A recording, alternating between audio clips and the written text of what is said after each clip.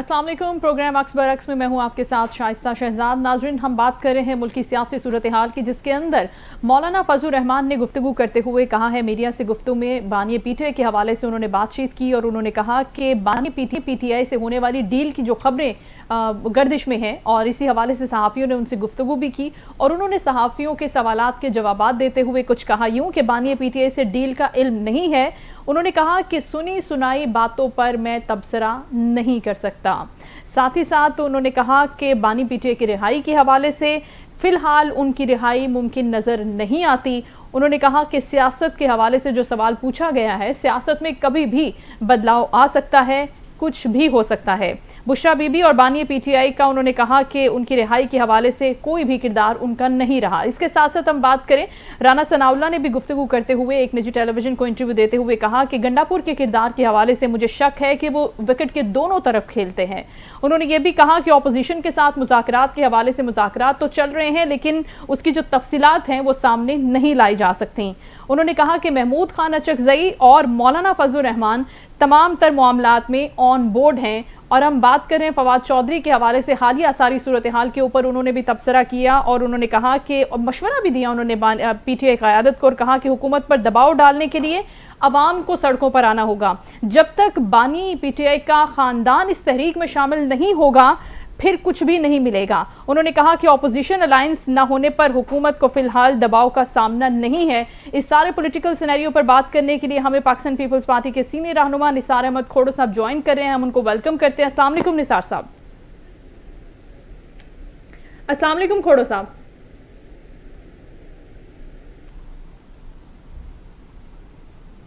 अस्सलाम वालेकुम निसार अहमद खोड़ो साहब, आप हमारे साथ हैं?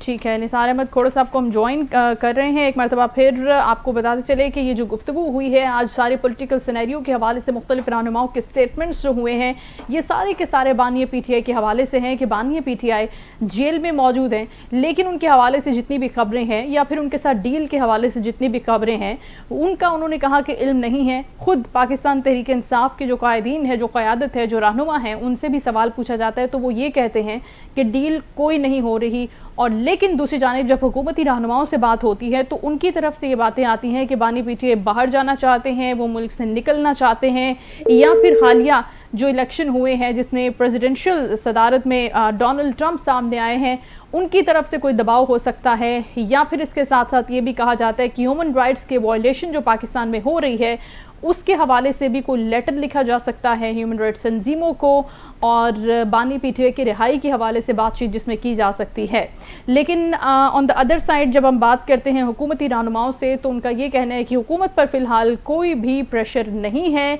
इस प्रेशर के हवाले से उन्होंने कहा कि अगर प्रेशर आता है बैरूनी ताकतें, बैरूनी इस्टेब्लिशमेंट या फिर डोनाल्ड ट्रंप की तरफ से कोई ऐसी गुफ्तगू होती है तो फिर हम अमेरिका के सामने एक और डिमांड रख सकते हैं और उनसे ये मुतालबा कर सकते हैं कि अगर वो बानी पीटीआई की रिहाई के हवाले से बात करते हैं तो फिर हम उनसे आफिया सिद्दीकी की रिहाई के हवाले से बात भी करेंगे। ये सारे के सारे स्टेटमेंट्स हैं जो मुख्तलिफ पॉलिटिकल रहनुमाओं की जानिब से रोज़ाना की बुनियाद पर हम सुनते भी हैं, देखते भी हैं। लेकिन इसके साथ साथ जो बात हो रही थी कि अब बानी पीटीआई क्या अमेरिका में इलेक्शन हो जाने के बाद, डोनाल्ड ट्रंप के सदर बन जाने के बाद, क्या दुनिया में या फिर पाकिस्तान में स्पेशली कोई पॉलिटिकली हम देख रहे हैं कि पॉलिसीज़ चेंज होंगी या नहीं। लेकिन कहा जाता है कि पाकिस्तान की जो पॉलिसी है, फॉरेन पॉलिसी, पाकिस्तान की जो दाखिली पॉलिसी है वो तो इट रिमेन सेम, उसमें कोई तब्दीली जब नहीं हो रही तो फिर अंदरूनी पॉलिटिक्स के अंदर सिर्फ और सिर्फ ये बातें दावे और वादों तक हैं, या फिर सियासी स्लोगन हम ज़रूर कह सकते हैं कि वहाँ पर डोनाल्ड ट्रंप ने अमेरिका में पाकिस्तानी कम्युनिटी, मुस्लिम कम्युनिटी या फिर उन तमाम खान साहब के चाहने वालों को ट्रैक करने के लिए, उनसे वोट लेने के लिए इस किस्म के स्लोगन्स इलेक्शंस में ज़रूर यूज़ किए हों। और एक और चीज़ भी है जो आपके साथ हमने शेयर करनी है यहाँ पर, वो ये कि अगर उस वीडियो की स्पेसिफिकली बात की जाती है जो डोनाल्ड ट्रंप के हवाले से इलेक्शन से पहले सर्कुलेट करती रही सोशल मीडिया के ऊपर, तो उसको भी कहा जा रहा है कि वो फॉल्स है, वो वीडियो AI जनरेटेड वीडियो है। उस वीडियो को ऑल्दो किसी चैनल ने एयर नहीं किया लेकिन सोशल मीडिया पर काफ़ी गर्दिश में रही और लोगों ने उस पर कमेंट्स भी किए, उसको फॉरवर्ड भी किया और कहा यह गया कि तकरीबन 25 लाख लोगों ने देखा, उसको लाइक किया, पसंद किया। तो उस वीडियो के हवाले से अब ये डिटेल सामने आ रही है कि वो एक एआई जनरेटेड वीडियो है, उसका भी हकीकत से कोई ताल्लुक नहीं। और दूसरी जानिब सीनियर जर्नलिस्ट वसअतुल्लाह खान साहब अपने कॉलम में लिखते हैं कि ये वीडियो हो सकता है कि पुरानी वीडियो हो जिसको अभी एयर किया गया, सोशल मीडिया के ऊपर फैलाया गया। अब इस सारी सूरत हाल पर हम बात भी करेंगे, प्रोग्राम में हम आगे भी बढ़ेंगे और साथ ही साथ हम अपने मेहमानों को भी आपके साथ आपका तारुफ करवा दें। हमें ज्वाइन किया है ब्रिगेडियर रिटायर्ड गजनफर साहब ने, दिफाई तज्जियाकार हैं, उनसे हम बात करते हैं इस पूरी सिनेरियो के ऊपर। अस्सलाम वालेकुम गजनफर साहब। जी वालेकुम। Thank you so much for your time sir. हम बात कर रहे हैं अभी जो सिनेरियो डेवलप हो रहा है, एक तरफ तो पॉलिटिकल पूरे का पूरा एनवायरनमेंट है, लेकिन दूसरी जानिब हम बलूचिस्तान को इग्नोर नहीं कर सकते। जो हो रहा है मुल्क के अंदर उस पर बात करना बहुत ज़रूरी है। कुछ पॉलिटिकल रहनुमा भी उस पर गुफ्तगू तो कर रहे हैं कि अभी जो एक मरतबा फिर दहशतगर्दी की हालिया लहर है, उस लहर के हवाले से आप क्या कहना चाहेंगे कि ये इतनी rapidly within no time हम देख रहे हैं कि ये बहुत ज़्यादा परवान चढ़ रही है, इसको किसी ना किसी तरीके से स्पीड अप किया गया है। आप क्या समझते हैं कि कहाँ पर क्या प्रॉब्लम है इनिशियली? बात यह है कि जो कुछ हो रहा है और आपने देखा जो कुछ कोयटा में हुआ जी, इससे बड़ा कोई शर्मनाक या इससे बड़ा कोई अंधोनाक या इससे बड़ा कोई तकलीफ दे वाक़या हो सकता है जिसमें 40 से ज्यादा लोग शहीद हो चुके हैं। अभी बहुत सारे हैं जो तड़प रहे हैं, मौत और जीत की कश्मकश में मुब्तला है। और सारे वो फौजी हैं जो बेचारे एक कोर्स खत्म हुआ था वहाँ पे स्कूल में, वहां से कोर्स खत्म होकर अपने अपने घरों की तरफ जा रहे थे। 3 महीने उन्होंने बड़ा हेक्टिक और बड़ा एक्टिव और बड़ा सख्त कोर्स किया था।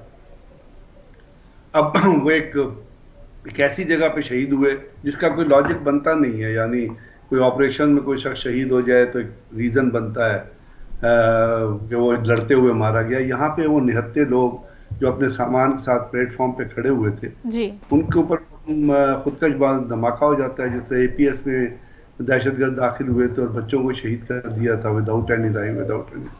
अब इससे बड़ी किसी कौम के लिए इससे बड़ी शर्मनाक बात नहीं हो सकती। होना क्या चाहिए यहाँ पे, हम बजाय इसके कि हमें इतना तो पता है, इसमें कोई शक की गुंजाइश नहीं है कि इन तमाम इंसिडेंट्स के जो पाकिस्तान के अंदर हो रहे हैं उसमें अफगानिस्तान के अंदर जो एलिमेंट्स है वो भी इन्वॉल्व है, अफगान गवर्नमेंट भी इन्वॉल्व है, पाकिस्तान के अंदर जो दहशतगर्द हैं जिन्होंने अफगानिस्तान में पनाह ली हुई है वो भी इन्वॉल्व हैं।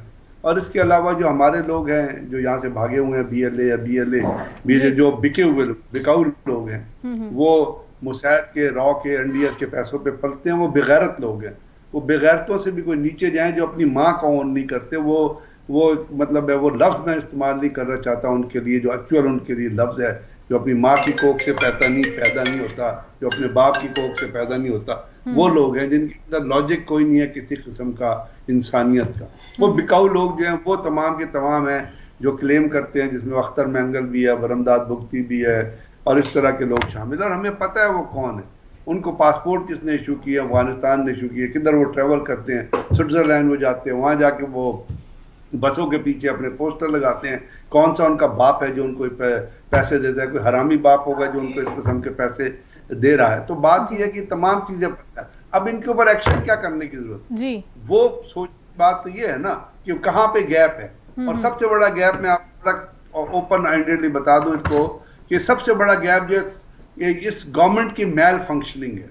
ये करप्ट जो गवर्नमेंट है जिसके अभी लोग जाके स्विट्जरलैंड में 15 लाख उस होटल का किराया है जिसमें जाके मरियम नवाज शरीफ ठहरी है, किसके पैसे पे गई है? यहाँ से जो एयरफोर्स का जहाज दे गया वो मेरे और आपके टैक्स पेयर के पैसे से फ्लाई कर गए। जिस कौम के अंदर लीडरशिप का लेवल ये होगा कि पंजाब में स्मॉग है तो वो भाग के जो है वो अवाम को मरने के लिए छोड़ के जाके स्विट्जरलैंड में पनाह लेते हैं, या जाके लंदन में पनाह लेते हैं, या अमेरिका में पनाह लेते हैं, या अपनी दौलत स्विट्जरलैंड के बैंकों में जानते हैं।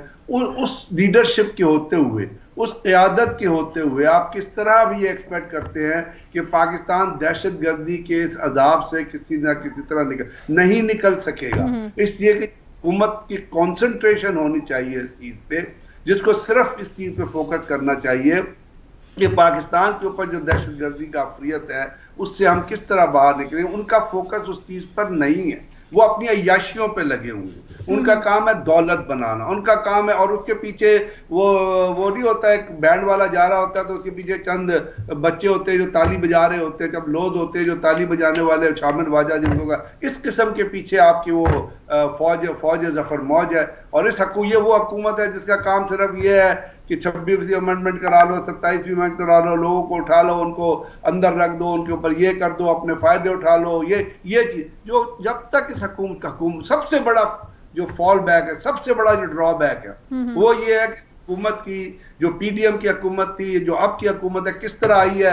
अब मैं उस तारीख में नहीं, सब पूरे पाकिस्तान को पता है ये हुकूमत किस तरह आई, किस तरह वजूद में आई है, कौन इसके पीछे था, किस तरह इनको बिठाया गया है, किस तरह इनको पाकिस्तानियों के सर पे इसलिए इम्पोज किया गया है कि इस तरह दहशतगर्दी के वाकयातों में लोग मरते रहे और ये बल्कि तालियां बजाते रहे, बाहर अय्याशियां करते रहे, इस मुल्क के पैसे लूटते रहे, इस मुल्क के टैक्स पेयर के पैसे खाते रहे। ये टोटल कॉन्सेंट्रेशन, जब ये पॉइंट ऑफ कॉन्सेंट्रेशन होगा तो हम ये किस तरह सोचते हैं कि हमारे अवाम, हम लोग जो आम अवाम हैं, जो सड़कों पे निकलते हैं, जिनके बच्चे सड़कों पे निकलते हैं, जिनके अपना बाकी लोग, वो दहशतगर्दी से बचे, वो नहीं बचेंगे। और गजनफर साहब एक तो अभी ये जो हमने बात की है अभी कोयटा धमाके के हवाले से, इससे पहले चाइनीज डेलीगेशन के ऊपर अटैक होता है कराची एयरपोर्ट के करीब, ठीक।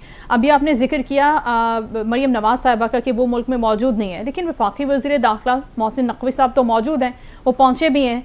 उनका आप क्या समझते हैं कि क्या रोल है, एक क्या पॉलिसी मेकिंग होती है, किन डेडलाइंस को मीट करना होता है, कौन सी ऐसी चीज़ें हैं जिनको उन्होंने फॉलो करना होता है पॉलिटिकली अपनी ड्यूटी को अंजाम देने के लिए। दूसरी जानिब अगर हम बात करते हैं उन तमाम प्लान्स के हवाले से, जो सिक्योरिटी प्लान्स हैं, जो तमाम ऑपरेशंस हैं जो हो चुके हैं इससे पहले, नेशनल एक्शन प्लान, उसके साथ साथ ऑपरेशन ज़र्ब-ए-अज़्ब, क्या ये तमाम की तमाम चीज़ें उन दहशतगर्दों की सुरकूबी के लिए नहीं थी, उनका कला कमा करने के लिए नहीं थी जो पाकिस्तान में आते हैं, कहीं से भी आते हैं, कहीं से भी उनके ताने बाने मिलते हैं, कोई भी उनका सहूलतकार है? क्या हमें बिला तफरीक ये ऑपरेशंस मुकम्मल नहीं करने चाहिए थे? आप क्या समझते हैं कि उसमें नाकामी कहां पर है पॉलिटिकल लीडरशिप की हमारी? देखिए, मैंने जो कहा ना, आपने मरियम नवाज और नवाज शरीफ जो आके स्विट्जरलैंड में बैठे हुए हैं, PMNN का जो है वो नवाज शरीफ को क्यों लाया गया था? बाहर से एक अरेंजमेंट पे लेके आया गया था नवाज शरीफ को। क्यों लेके आया गया था नवाज शरीफ को अरेंजमेंट पे? PML को एक्टिवेट करने के लिए, उसको प्राइम मिनिस्टरशिप देने के लिए। तो मैंने जो आपको मिसाल दिया वो लीडरशिप की एक मिसाल दी है कि लीडरशिप का एटीट्यूड क्या है। अब मोहसिन नकवी जो है उसको आप क्या कहेंगी? क्या मोहसिन नकवी किसी प्रोसेस के थ्रू इलेक्शन लड़के किसी तरीक़ाकार से वो यहाँ तक पहुंचे हैं? उनकी कैपेबिलिटी कितनी है, उनको कितनी अंडरस्टैंडिंग है? वो एक चैनल चला रहे थे, चैनल चलाने में वो बहुत अच्छे हैं, उनके 4-5 चैनल हैं, मैं मानता हूँ वो उसके मीडिया के गुरु हैं, मीडिया के वो मास्टर हैं। लेकिन क्या मीडिया के मास्टर होने की क्वालिफिकेशन ये आप बता सकती हैं कि वो इंटीरियर मिनिस्टर भी होते हैं? इंटीरियर मिनिस्ट्री भी चला रहे, इंटीरियर मिनिस्ट्री सारे सेक्रेटरीज और बाकी जो नीचे लोग हैं वो चला रहे हैं। न सिर्फ उनको इंटीरियर मिनिस्ट्री बल्कि उनको और भी बड़ी मिनिस्ट्री दी गई थी। अब उसका मेरिट क्या था और उसके पीछे क्या ऐसी रीजन थी कि जी मैं जब से आता हूं ये अटर फेलियर है, it is a failure of government, that's what I am telling you. अब जब मैं फेलियर ऑफ गवर्नमेंट कहता हूं तो उसके अंदर तमाम पॉलिटिकल लीडरशिप और इस किस्म की पोस्ट। अब मोहसिन नकवी कहां से आ गया, आप मुझे बताइए ना। फैसल वाडा कहां से आ गया, किस तरह आया, कौन लेके आया उसको, क्यों लेके आया है, क्या वजह है? क्या और लोग मर गए इस मुल्क में जो इन ऐसे इस किस्म के अदारों में रहे हैं जो इंटीरियर मिनिस्ट्री को समझते हैं जी? तो बात यह है कि जब देखिए, याद रखिएगा, जब भी आपके पास वीक पॉलिटिकल लीडरशिप होगी और पॉलिटिकल एटमॉस्फेयर तक कंड्यूसिव नहीं होगा और किसी भी मुल्क की माली हालत ठीक नहीं होगी, इकोनॉमिक हालत ठीक नहीं होगी और उसके ऊपर प्रेशर्स होंगे मुख्तलिफ, तो उसमें आप पॉलिसीज आपकी कभी भी जो होती है वो प्रूड, और आपके पास कॉन्सेंट्रेशन ही ना हो पॉलिसी बनाने की, तो आप मुझे बताइए, समझ ही ना हो। देखिए ना, एक बेसिक समझ तो होती है। आर्मी एक ऑपरेशनल स्ट्रेटेजी अगर बना लेती है तो ऑपरेशनल स्ट्रेटेजी को आपको कंड्यूसिव करना पड़ता है, मिलाना पड़ता है आपकी पॉलिटिकल स्ट्रेटेजी के साथ। अब पॉलिटिकल स्ट्रेटेजी का कंसंट्रेशन आप देख रहे हैं, कोई नोबडी आपको मुझे बता दे, कोई अगर सीरियस नजर आ रहा है, अगर मैं गलत कह रहा हूं तो आप बता दे। हसन तो आप मुझे बता दे क्या सीरियसनेस है।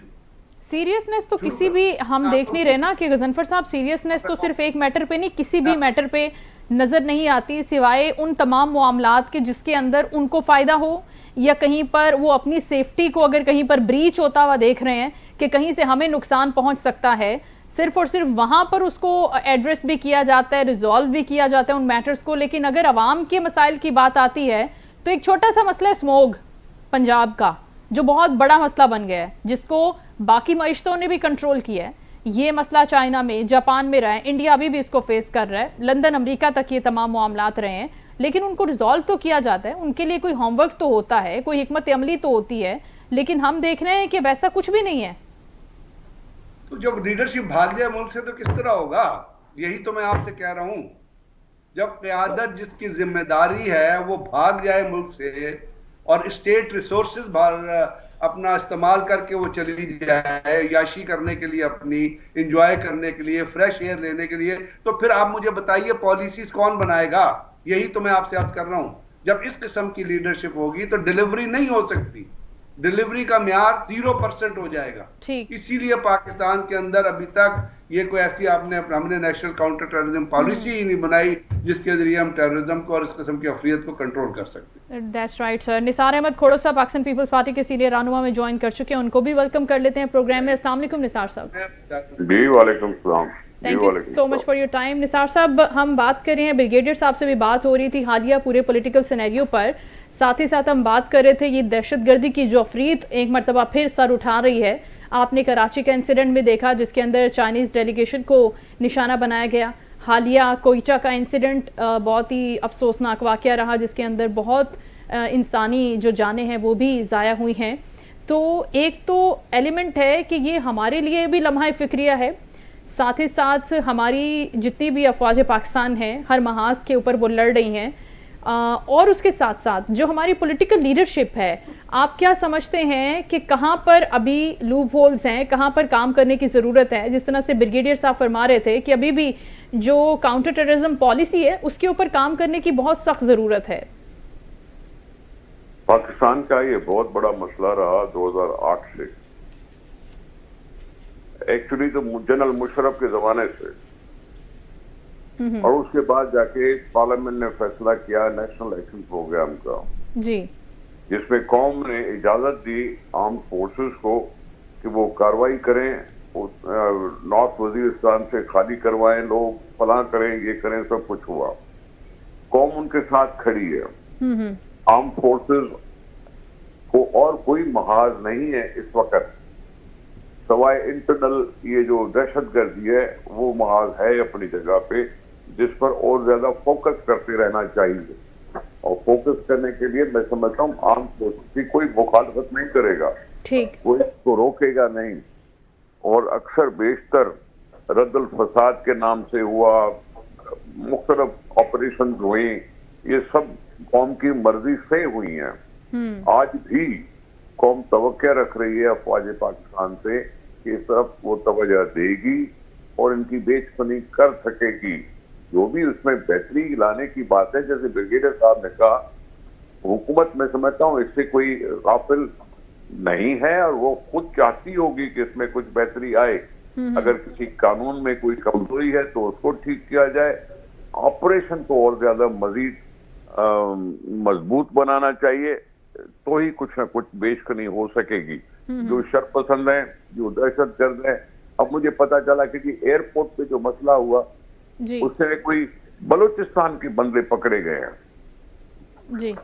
अब ये सारी चीजें होती हैं, ये सारे मुल्क में कुछ ना कुछ गड़बड़ करने की कोशिश हो रही है। अब उसमें क्या करूं मैं, उसमें क्या करूं, फिर से मुझे करना पड़ता है।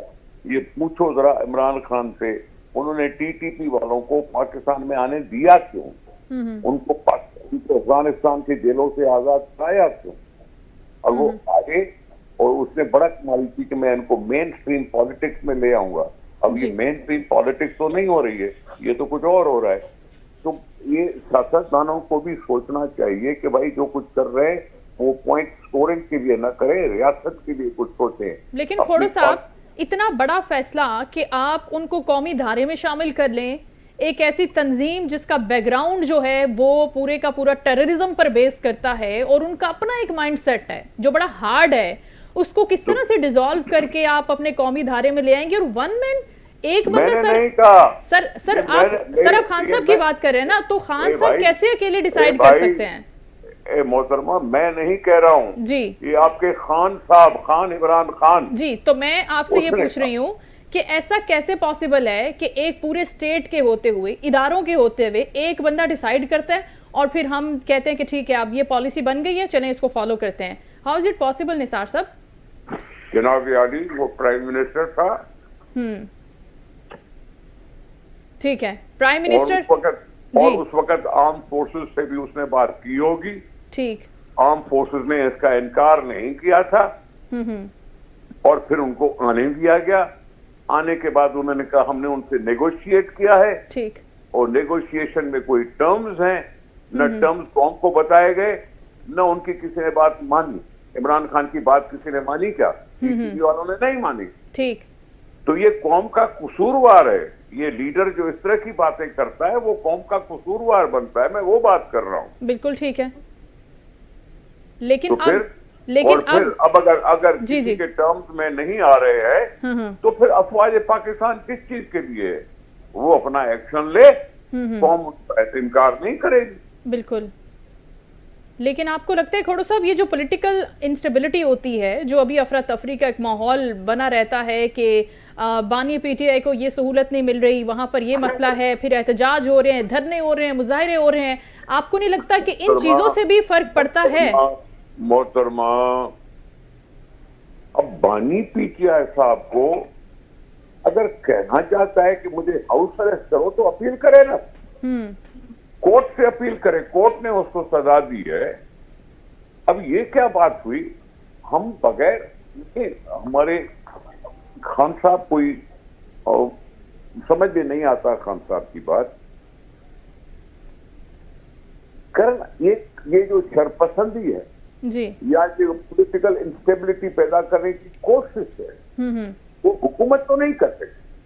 हुकूमत में बिल्कुल मेजॉरिटी है, वो आराम से हुकूमत में बैठी है और हुकूमत चल रही है। अगर ये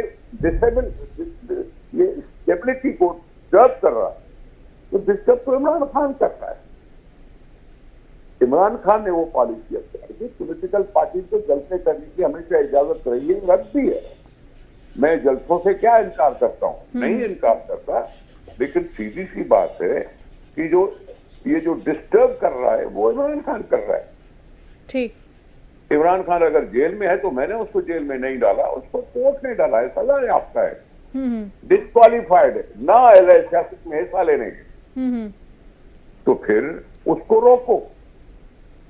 बिल्कुल सही है। अब थोड़ा सा बात कर लेते हैं कुछ ये जो पूरे का पूरा रोल प्ले किया है पाकिस्तान पीपल्स पार्टी ने, जिसके ऊपर you have done commendable job और सब उसको आपको मुबारकबाद भी दे रहे हैं 26वीं आईनी तरमीम के मामले पर कि बड़ा ज़बरदस्त स्टेप लिया है और तरमीम हो भी गई है।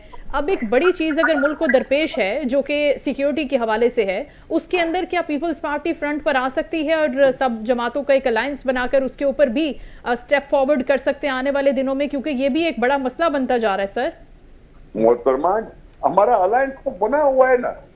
हुकूमत में कोई सिर्फ एक पार्टी तो है नहीं जी, 5-6 पार्टियां इकट्ठी हैं जो असेंबली में जीत के आई हैं जी। असेंबली में अगर कोई पार्टी हमारे साथ नहीं है तो वो पीटीआई है। जी बिल्कुल। एक्चुअली पीटीआई भी नहीं, इस्लामी इत्तेहाद काउंसिल, इस्लामी काउंसिल, पीटीआई भी नहीं है। ठीक है, अब वो है जो हमसे दूर बैठी है। हमने फिर कोशिश की कि बाबा ये 26वीं तरमीम पर हमने पार्लिमानी कमेटी बनाई जिसमें पीटीआई वाले लोग आए, उन्होंने तजावीज दी, किसी तजवीज की मुखालफत भी की होगी और फिर उनको फिर रोक दिया क्या कि हम नहीं है इसका हिस्सा। बिलावल साहब ने कोशिश करके इमरान खान से उनके रुख्सा को मिलाने का इजाजत दिलवा दी। दिलवाने के बाद इमरान खान ने कहा क्या, नहीं है हम हिस्सा। फिर वही इनकारी। हम तो कोशिश कर रहे थे कि कोई इस तरह की ऐसा माहौल आ जाए कि वर्किंग रिलेशनशिप हो जाए और असेंबली काम करे अपना। ठीक। जिस चीज को भी इनकार कर रहा है वो इनकार इमरान खान कर रहा है, हम नहीं कर रहे। क्यों है इतना अहम इमरान खान? क्यों बात होती है कि इतना 1-1.5 साल से जेल में है, पॉलिटिकली क्यों इतनी ज्यादा उसकी ग्रिप है अभी भी सारे के सारे मामलात पर अपने पार्टी के लोग? बात गिरफ्त की नहीं है। जी फरमाइए। उसके मेंबरान जो हैं वो असेंबली में अक्सरियत में नहीं है। जी ठीक है, ये और बात है कि चलो जी 90 के करीब लोग हैं उनके, लेकिन 90 मेजॉरिटी नहीं है। बिल्कुल ठीक है। इमरान खान जो शख्स ये कहे कि मुझे अगर वजीर आजम से उतारा गया है जी, इससे तो बेहतर है कि पाकिस्तान पर एटम बम गिरा दो, उसके लिए मैं क्या कहूं? उसके लिए मैं क्या कहूंगा? जहां तक जाता है कि एटम बम गिराने की बात कर रहा है पाकिस्तान के ऊपर, मैं उसके लिए क्या तवक्को करूं? उससे कुछ तवक्को नहीं रख सकता मैं। तो फिर ऐसे शख्स को आप ही उनसे सवाल करके उनको चुप करा सकते हैं, उनको कुछ और सोच दिलवा सकते हैं। हम अपने तौर पर जमहूरियत के कायल हैं, हुकूमत चलाने के कायल हैं। चल रही है हुकूमत, कुछ न कुछ बेहतरी आती जा रही है, लेकिन वो साहब हैं कि वो हमेशा हर एक चीज को डिस्टर्ब करते रहते हैं। एक जलसा हमें कुछ नहीं करता बाबा। एक जलसा भले करें, वो 5 जलसे करें, वो 10 जलसे करें, जलसे करने से कोई किसी पार्टी को रोक नहीं सकता। पॉलिटिकल एक्टिविटी दिखाने में हर एक का अपना अपना हक होता है, उससे हम इनकार नहीं कर रहे, लेकिन धावे, हमला, ये सारी चीजें नहीं करनी चाहिए। उसको मुल्क का सोचना चाहिए। तो अब तो जो पार्टी की भागदौड़ जो है वो जेल के अंदर से देख रहे हैं ना, तो बाहर बैरिस्टर साहब मौजूद हैं, दूसरे समझदार लीडरशिप मौजूद है, सलमान अकरम राजा साहब हैं। जी जी। बैरिस्टर की कुछ नहीं चलती। कौन बैरिस्टर आज है, कल उनको उतार दिया जाएगा। जैसे पहले थे कोई, उनको उतार के गौहर साहब को बना दिया। कौन थे? उमर अयूब साहब थे, कौन थे? जी जी। लेकिन उमर अयूब साहब, कितनी देर लगी उनको हटाने में? अच्छा, तो फिर है कौन असल में? पसंदीदा कौन है ये भी तो समझ नहीं आती ना। गड्ढापुर को पसंद करते हैं। अभी कितनी दफा मैं कहूं, कितनी दफा नाम लो खान, इमरान खान का कितनी दफा नाम लो। अच्छा खोड़ा साहब, लेकिन अभी जो सिचुएशन है पार्टी की, आप समझते हैं कि ये पार्टी मजीद आगे जाके फ्लरिश कर सकती है या कहीं पर भी रोल प्ले कर सकती है जो दीगर सियासी जमातें कर रही हैं? पाकिस्तान पीपल्स पार्टी बैठती है जल्द से एहतजाज, धरने। जी जी। मैं समझता हूँ पाकिस्तानी कौम इतनी बेसमझ नहीं है। पाकिस्तानी कौम इस मुल्क को पसंद करती है। ये अपने शोशे पे शोशे छोड़ता जाएगा, कोई उसके शोशे पे आएगा, कोई उसकी मुखालफत करेगा। अच्छा। जमहूरियत का यही हुस्न है कि जहां हुकूमत होती है वहां मुखालफत भी होती है। मेरी नजर में तो वैसे पॉलिटिकल इंस्टेबिलिटी है ही नहीं। हम पॉलिटिकली स्टेबल हैं, हुकूमत है, मेजॉरिटी है। इसकी तरह नहीं है कि इसके लोग छोड़ जाएं और इसको वोट ऑफ नो कॉन्फिडेंस हम निकाल सके। वो इमरान खान की लीडरशिप का फुकदान था कि उसके लोग उसको छोड़ के और उसको चले गए और वो उनकी अक्सरियत जो है वो अकलियत में तब्दील हो गई। ये इमरान खान की लीडरशिप का फुकदान था। लेकिन खोड़ो साहब वो इल्जाम लगाते हैं कि जबरदस्ती वफादारियां तब्दील करवाई गई, लोगों को अगवा किया गया, घरों से उठाया गया, फैमिलीज को हैरस किया गया और उसके बाद जो वफादारियां थी वो तब्दील करवाई गई। इस स्टेटमेंट पे आप क्या कहेंगे? हमने क्या उनसे वोट दिलवाया था? अगर हमने उनको फिरवाया, हमने उसकी वफादारियां चेंज करवाई, तो क्या हमने उसको वोट दिलवाया था वोट ऑफ नो कॉन्फिडेंस में? नहीं, हमने उनसे वोट नहीं दिलवाया। ठीक, लेकिन अभी आपको लगता है कि वो जितने भी लोग उनकी पार्टी के नाम के साथ हैं या नहीं भी हैं, वो एज इट इज अगर चलते रहेंगे, ये असेंबली इसी तरह चलती रहेगी, अगले इलेक्शन आ जाएंगे? तो ये क्या बात है? आप इससे घबरा क्यों रही हैं? ये जमहूरियत का हुस्न है कि वहाँ अपोजिशन है। देखिए, घबराना खोड़ो साहब, घबरा हम नहीं रहे। घबराने की बात इस तरह से है कि जब मौलाना फजलुर रहमान साहब भी हट जाते हैं और वो लेकर आते हैं पाकिस्तान तहरीक इंसाफ को पाकिस्तान पीपल्स पार्टी के साथ बिठाते हैं, लेकिन गुफ्तगू नहीं होती, बात आगे नहीं बढ़ती। टेबल टॉक होनी चाहिए, मुज़ाकरात होने चाहिए। हम तो ये कहते हैं ना कि मुफाहमत से बैठे सारी सियासी जमातें और अपना रोल प्ले करें। आपकी ये ख्वाहिश है ना, वो चाहता है कि मैं सियासतदानों से तो बात करूंगा नहीं, मैं तो एस्टेब्लिशमेंट से बात करूंगा, एस्टेब्लिशमेंट से बात करूंगा जी, एस्टेब्लिशमेंट से बात करूंगा। एक सियासतदान कह रहा है कि मैं एस्टेब्लिशमेंट से बात करूंगा, जबकि हम चाहते हैं कि सिर्फ सियासत रहे, एस्टेब्लिशमेंट न रहे। ठीक है, कुछ समझ में आई बात? ठीक है, पॉलिटिक्स के अंदर आप चाहते हैं कि एस्टैब्लिशमेंट ना रहे, सिर्फ और सिर्फ प्योरली एक पॉलिटिकल स्ट्रगल हो जिसके अंदर पॉलिटिकल जमातें।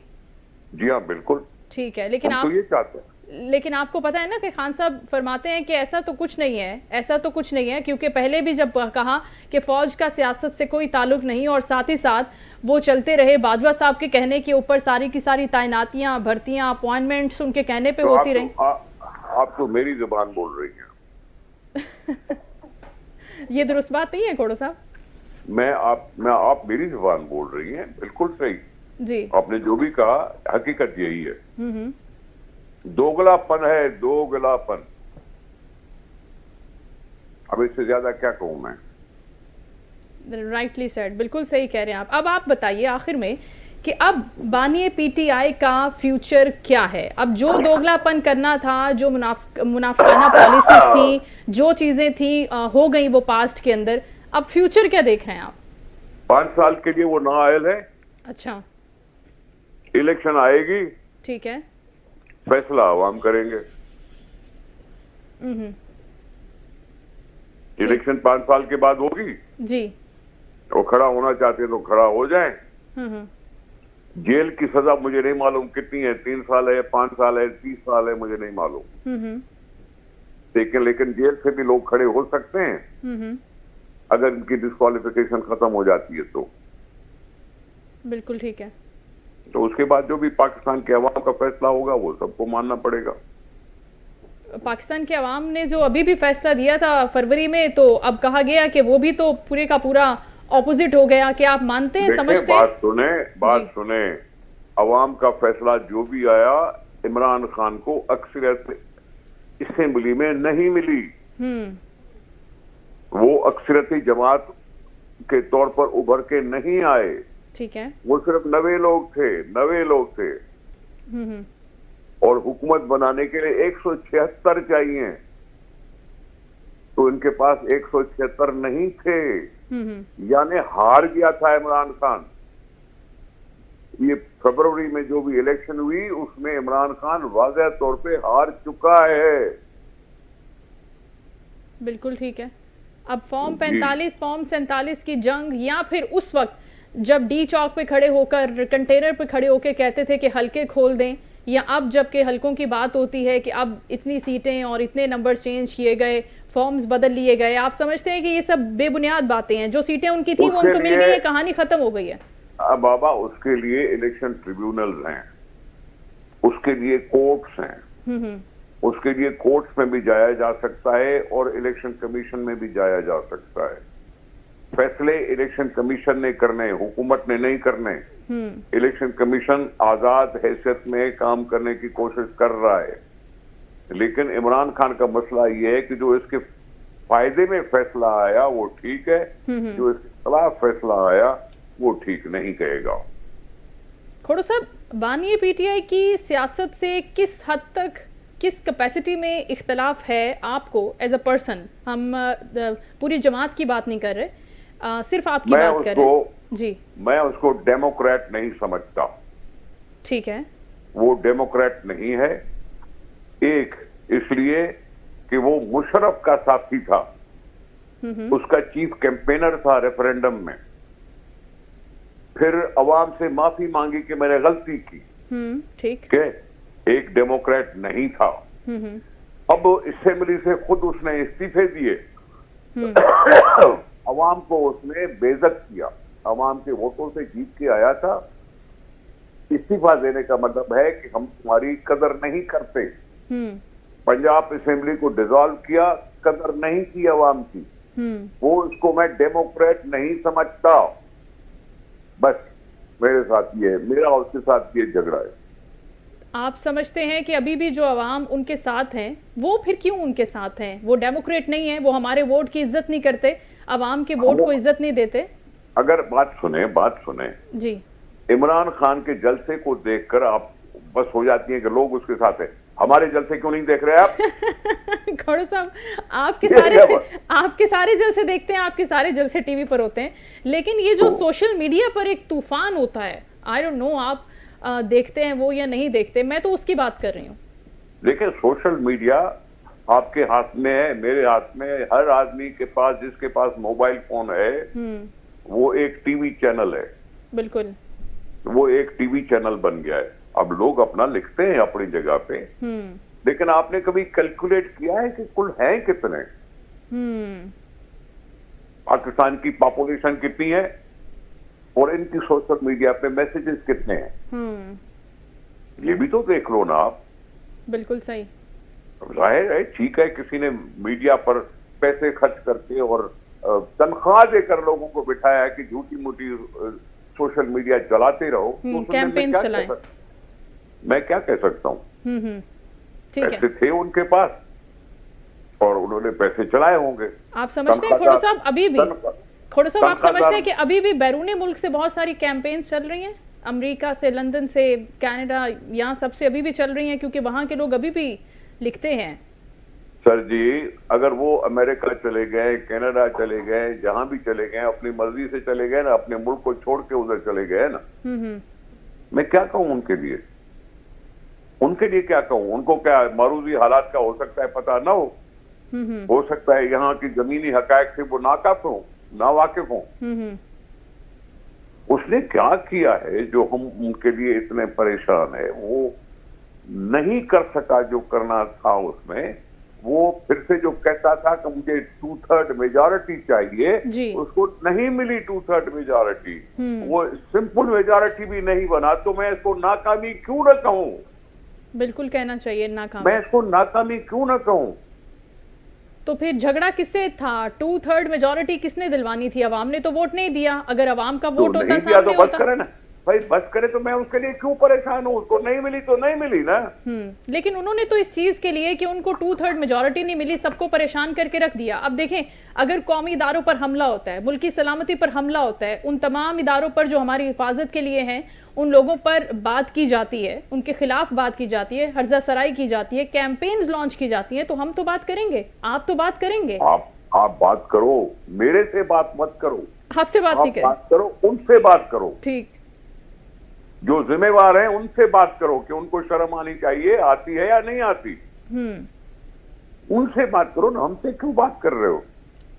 ठीक है खोड़ो साहब, thank you so much. Nisar Ahmed Khoro साहब पाकिस्तान पीपल्स पार्टी के सीनियर रहनुमा हमारे साथ गुफ्तगू फरमा रहे थे, बानी पीटीआई के हवाले से हम उनसे बात कर रहे थे, और साथ ही साथ अभी रिसेंटली जो अभी उनकी रिहाई के हवाले से गुफ्तगू हो रही थी, और मौलाना फजल रहमान साहब भी फरमा रहे थे कि अभी उनकी रिहाई का कोई इम्कान है सच नजर नहीं आता। लेकिन दूसरी जानिब तो फिर मैं वही भी तो कह रहा हूँ ना, उनको कोर्ट ने सजा दी है, जाएं अपील करें, अगर कोर्ट माफी करती है तो करवा लें। बिल्कुल ठीक है। अगर माफी मांगनी है, माफी मांगने का दूसरा तरीका भी है। जी, दूसरा तरीका खोड़ो साहब? सदर पाकिस्तान से माफी दिलवाई जा सकती है ना, वो दे सकते हैं।